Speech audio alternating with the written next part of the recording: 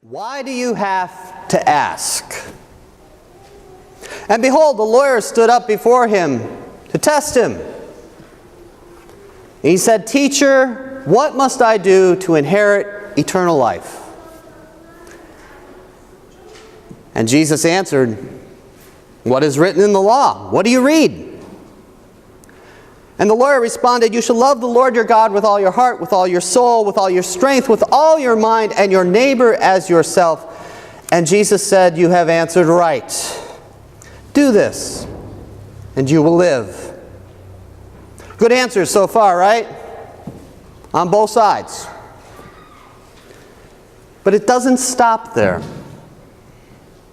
But wanting to justify himself, the lawyer then said, "And who is my neighbor?" Matt and I were chatting about this lesson the other day, and he mentioned that there's kind of this hint in the lesson that maybe someone put this lawyer up to asking Jesus this question. Could be. Or maybe the lawyer himself just wanted to push Jesus to the brink. Could be. Jesus was usually being accused of loving too much. Healing on the Sabbath, speaking to women in the street, a big no-no. Treating women like disciples, probably an even bigger no-no. Hanging out with the wrong folks, and even talking to and serving Gentiles. Jesus hung with many of the people that good Jewish people thought you had to avoid if you were going to stay a pure and good Jewish person. And so this question, who's my neighbor? It's kind of a bomb. Here, Jesus, catch! I kind of suspect Jesus just wanted to say, "Why do you even ask?" But he was smarter than that. And he knew just answering the question wasn't going to be enough. So he turns the question around and he tells the story.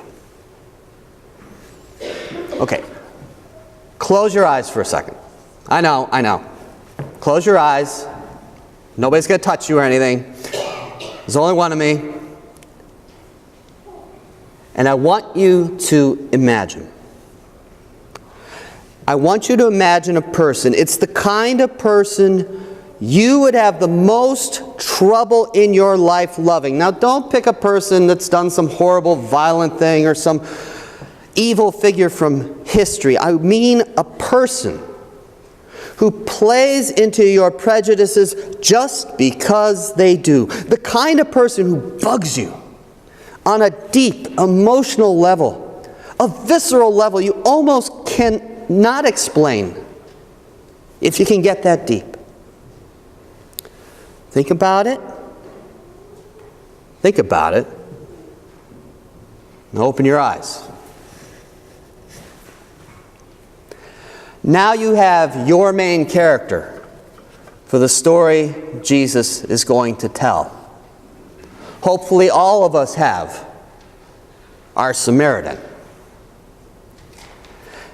We are so used to hearing the term Good Samaritan that we cannot quite get our arms around how much the Jewish people hated their wayward cousins. While there's argument about all of this, it seems that the Samaritans and the Jews had become separate people over the centuries. It probably all started when the original kingdom of Israel was split into two. Now, the Samaritans had, and have, by the way, their own version of the Torah, their own version of the first 5 books of the Bible, usually attributed to Moses.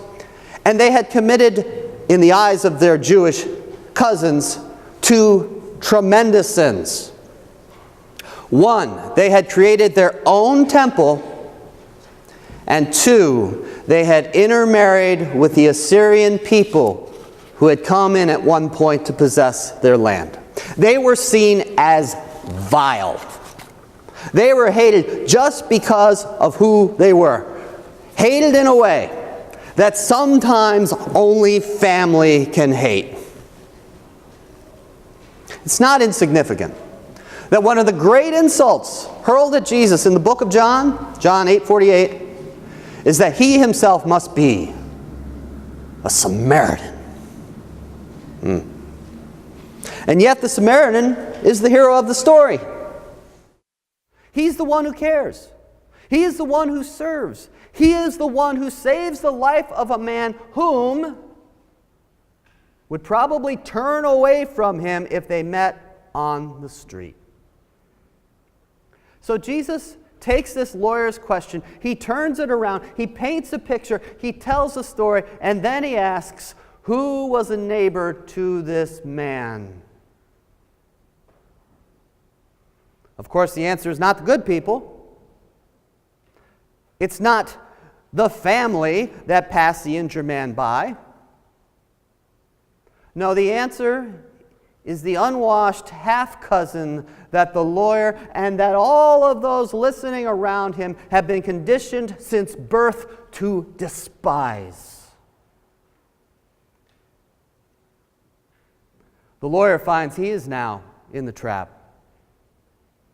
And rather than look the fool, or hopefully because maybe he has learned something, he gives the answer, the one who showed mercy. And Jesus says, go and do likewise. Go and do for all, even those who hate you, even those whom you foolishly hate. Go and do for all, even those who hate you, even those whom you foolishly hate. Do it until the day comes when someone can ask you, who is my neighbor? And you can look them straight in the eye and say, why do you have to ask?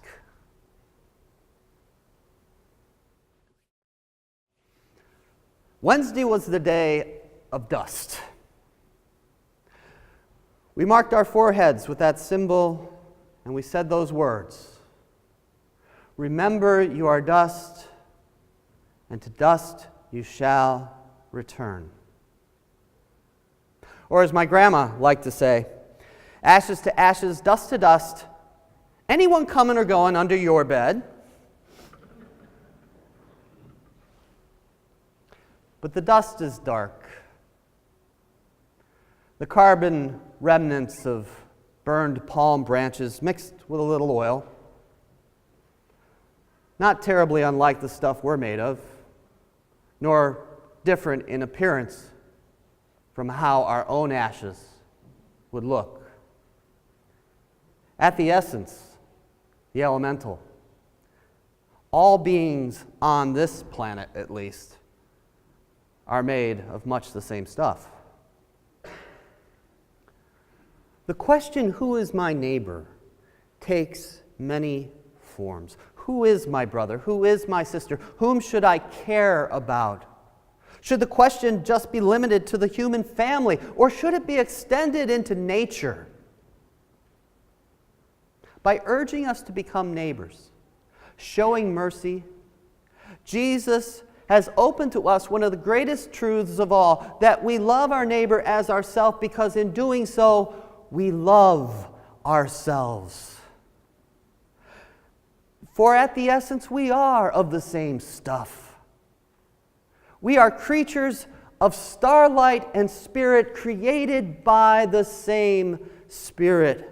And when Jesus tells the lawyer and tells us, go and do likewise, he is really giving us the key to this awesome secret that we are all of the Creator. A great truth, a great joy, only revealed by living in love.